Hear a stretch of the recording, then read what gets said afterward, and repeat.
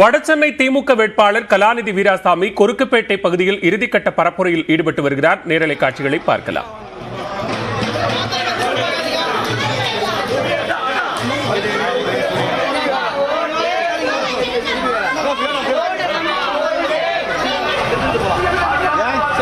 Meeting போக முடியாது. 12 மணிக்கு மீட்டிங் 11:50 ஆயிடுச்சு.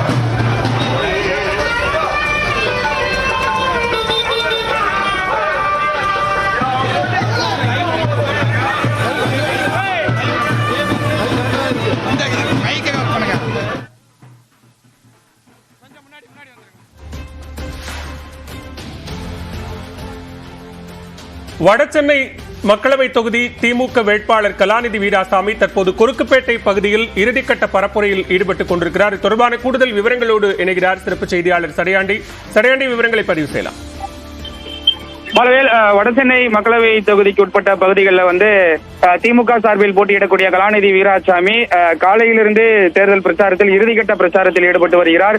வீடு வீடாக சென்று மக்களை சந்தித்து வாக்கு சேகரித்து வருகிறார். காலையிலிருந்தே சூறாவளி சுற்றுப்பயண பிரச்சாரத்தை மேற்கொண்டு வருகிறார் என்றுதான் சொல்ல வேண்டும்.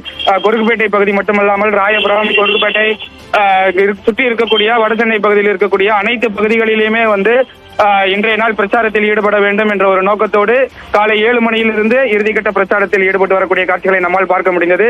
வீடு வீடாக சென்று அங்கு இருக்கக்கூடிய மக்கள் மலர் தூவி அவரை வரவேற்கக்கூடிய காட்சிகளையும் நம்மால் பார்க்க முடிந்தது. ஒரு சில இடங்களில் ஆரத்தி எடுத்து செதறு தேங்காய் வெடிக்கக்கூடிய காட்சிகளையும் இங்கு அரங்கேறிக் கொண்டிருக்கிறது.